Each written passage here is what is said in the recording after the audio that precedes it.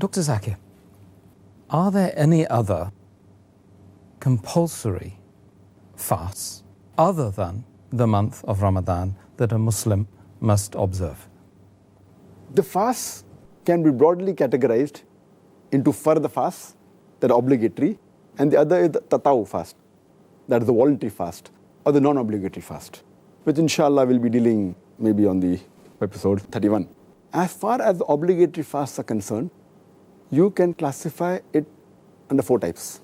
The first, as we are discussing, the obligatory fast during the month of Ramadan. The second is, if a person misses the fast of Ramadan for any reason, cover up the fast miss. It's known as qada fast. The third is fasting for expiation of the sins. If you committed a sin and you have to fast, give a kafara. That's the third type. And the fourth is fasting if you have vowed to fast. So these are basically the 4 types of fard fasting which are there in Islam.